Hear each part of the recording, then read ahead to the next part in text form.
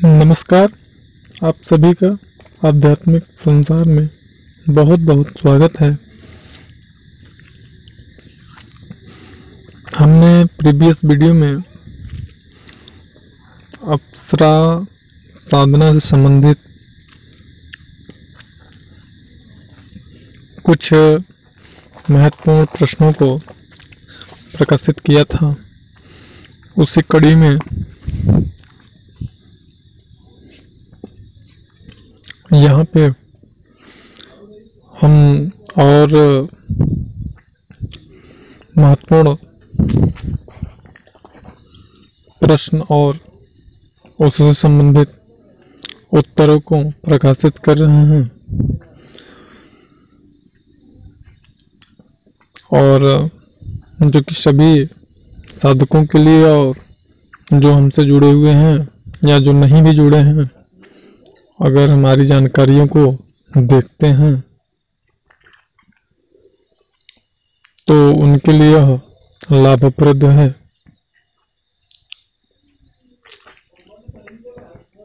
हम किसी से भी किसी प्रकार का कोई जानकारी देने का या बात करने का या सलाह देने का, किसी भी साधना से संबंधित इस प्रकार की मदद करने के लिए हम किसी प्रकार का कोई चार्ज नहीं लेते हैं और हमारा जो नंबर है वो वीडियो में डिस्प्ले में फ्लैश हो रहा है। आप दिन में 12 से 1 के बीच में वहाँ पे कॉल करके अध्यात्म से संबंधित किसी भी समस्या का समाधान प्राप्त कर सकते हैं। लेकिन याद रहे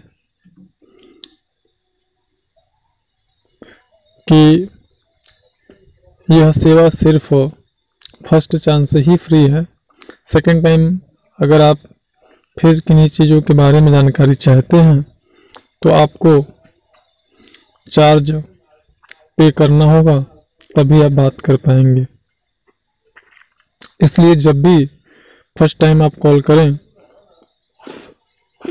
तो सर्वप्रथम अपने सभी प्रश्नों का एक लिस्ट बना लें और तभी कॉल करके जानकारियाँ लें। तो हम यहाँ पे बात कर रहे हैं, हमारा जो टॉपिक है अप्सरा साधना से संबंधित कुछ महत्वपूर्ण प्रश्न, और इसके बाद भी कई वीडियोस प्रश्नों पे आधारित आएंगे। क्योंकि अप्सरा साधना से संबंधित सारे प्रश्नों का उत्तर एक ही वीडियो में या 2 वीडियो में आ जाए, यह संभव ही नहीं है। तो कल हमने आपको बताया था कुछ प्रश्नों के बारे में, आज हम फिर कुछ प्रश्नों के बारे में यहाँ पे चर्चा करेंगे। तो सबसे पहले आइए शुरू करते हैं कि क्या अप्सरा साधना करने के लिए कोई उम्र निर्धारित होती है? तो निश्चय ही हमने अपनी प्रीवियस वीडियो में जानकारी दिया हुआ है कि कोई भी जो साधना होती है वह हमारे कुंडलिनी से संबंधित होती है, हमारे चक्रों से ही संबंधित होती है और हमारे चक्रों के एक्टिवेशन के आधार पर ही सफलता या असफलता प्राप्त होता है। तो हमारी जो कुंडलिनी शक्ति है वह जिस तत्व पे, जिस शक्ति पे कार्य करती है, वह तत्व, वह शक्ति जो सप्तम धातु होती है, जो पुरुष हैं तो स्पर्म जिसे कहते हैं वीर्य, कुंडलिनी शक्ति इसी पे ही आधारित होती है। और इसकी जो गुणवत्ता होती है, इसमें जो आप कह सकते हैं मोमेंटम, जो स्पीड और जो तेज एक निश्चित उम्र तक होता है, वह तेज और वह ओज और शक्ति एक निश्चित उम्र के बाद में ढीली पड़ जाती है। तो उस दिशा में आप साधना करने पे आपको सफलता प्राप्त नहीं होती है। तो अब या तो फिर आपका जो मार्गदर्शक है वो अत्यंत शक्तिशाली हो, तो आपको शक्तिपात करके साधना में सफलता प्राप्त करवा सकता है, लेकिन उस दिशा में आपके कर्मों को आपके मार्गदर्शक को भोगना होगा। क्योंकि जब आध्यात्म में किसी के ऊपर उसके मार्गदर्शक या गुरु शक्तिपात करते हैं तो उसके कर्मों को सर्वप्रथम वह ग्रहण करते हैं, ऐसा प्रकृति का नियम है।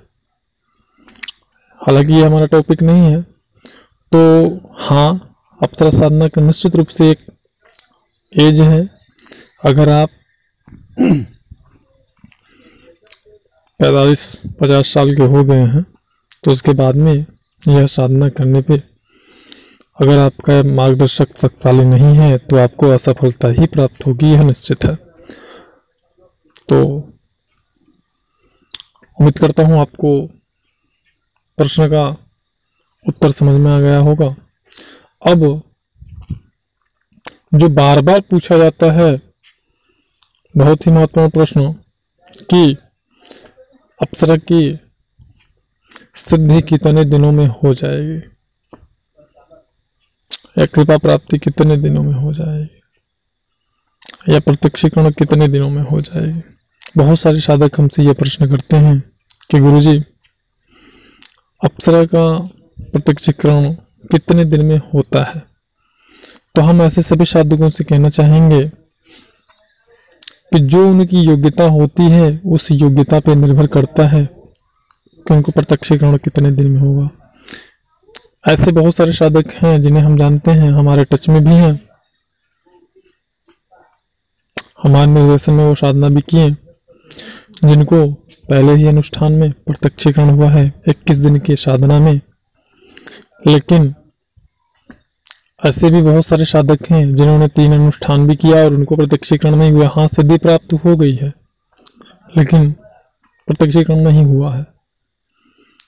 तो ये सारी चीजें जो है ये निर्भर करती हैं आपके जो चित्त पे स्थित तमोगुणी, रजोगुणी और सत्वगुणी संस्कार हैं, कर्माशय हैं, क्लेशात्मक कर्म है, भोग कर्म है, प्रारब्ध कर्म है। इन सभी चीज़ों पे निर्भर करता है और आपकी साधना के विधि विधान पे निर्भर करता है कि आपको सफलता कितने दिन में प्राप्त होगी। थोड़ी सी यहाँ पे हम जिक्र करना चाहेंगे। जैसे आपके मार्गदर्शक कुशल मार्गदर्शक योग्य मार्गदर्शक हैं या नहीं हैं, स्वयं उन्होंने वो साधना की है कि नहीं की है जो साधना वो आपसे करवा रहे हैं, उनके पास पूर्ण अनुभव है या नहीं है। उसके बाद स्वयं आप कितने समर्पण भाव से वो साधना कर रहे हो, कितनी निष्ठा, कितना विश्वास आपको है, सेल्फ कॉन्फिडेंस आपका कितना मजबूत है, मंत्र को किस ध्वनि में आप जाप कर रहे हो, उसकी मूल ध्वनि में जाप करते हो, लयबद्ध तरीके से जाप करते हो या सिर्फ उसको गिन रहे हो उसकी जाप संख्या बस कि हाँ हम इतना जाप कर लिए। उसके बाद बहुत फैक्टर, मोस्ट फैक्टर है कि आपकी जो सामग्री है संस्कारिक है कि नहीं है, पवित्र है कि नहीं है, प्राण प्रतिष्ठित है कि नहीं है, सही विधि के द्वारा वह प्राण प्रतिष्ठित की गई है या नहीं की गई है। ये बहुत सारी चीज़ों पर निर्भर करता है कि आपको सफलता कितने दिन में प्राप्त होगी। क्योंकि बहुत सारे ऐसे साधक भी हमने देखे हैं जो थोड़ी बहुत जानकारी कहीं से थोड़ी सी, कहीं से थोड़ी सी, कहीं से और इकट्ठी करके उन्होंने साधना शुरू कर दिया और सफलता प्राप्त हुआ। बाद में फिर हमारे पास आए कि हाँ गुरुजी हमको सामग्री दीजिए और हमें साधना करना है। तो अपना समय, अपना पैसा, अपना एनर्जी क्यों बर्बाद करना है। अगर करना ही है तो उसके लिए पहले संकल्प करिए, सारी व्यवस्था, सारी सामग्रियों का, सब चीज़ों का एक क्रमबद्ध और सुव्यवस्थित विधि अपनाइए और सफलता प्राप्त करिए। तो ये सारी जो घटक हैं इनके साथ साथ में आपका साधना काल में व्यवहार कैसा है, आपके वाणी से, आपके व्यवहार से किसी व्यक्ति को दुख नहीं पहुंचना चाहिए। खान पान आपका कैसा है, सात्विक है, तामसिक है, शराब मांस वगैरह का आप प्रयोग तो नहीं करते हैं, साधना काल में किसी दूसरी स्थिति के प्रति आप आकर्षित तो नहीं है, और कई सारी चीज़ों पे आपकी सफलता कितने दिन में प्राप्त होगी यह निर्भर करता है? इस प्रश्न को हम आने वाले वीडियो में भी थोड़ा सा एक्सप्लेन करेंगे, क्योंकि इसका आंसर बहुत बड़ा आपको समझना अत्यंत अनिवार्य है। उसके बाद कुछ साधक प्रश्न करते हैं कि गुरुजी, सुरक्षा घेरा बनाना क्यों आवश्यक है? वैसे तो मैं अगर किसी साधक को सामग्री देता हूँ तो साथ में मैं सुरक्षा कवच देता हूँ कि सुरक्षा घेरा बनाने की जरूरत नहीं होती है। अगर वो आप कवच पहनने रहते हैं तो वैसे ही आपकी सुरक्षा रहती है, कोई भी निम्न स्तर की शक्तियाँ आपको परेशान नहीं कर सकती हैं। तो सुरक्षा घेरा बनाना अति अनिवार्य है। अगर आप स्वयं स्वतः सारी चीज़ों का व्यवस्था करके साधना कर रहे हैं तो उसके जिम्मेदार आप रहते हैं, और जो मैं कवच प्रोवाइड करता हूँ, देता हूँ, उसे आप हमेशा पहन सकते हैं। सुरक्षा घेरा बनाना अति अनिवार्य है, क्योंकि यह रात्रिकालीन साधना है, और रात्रिकालीन साधना में जो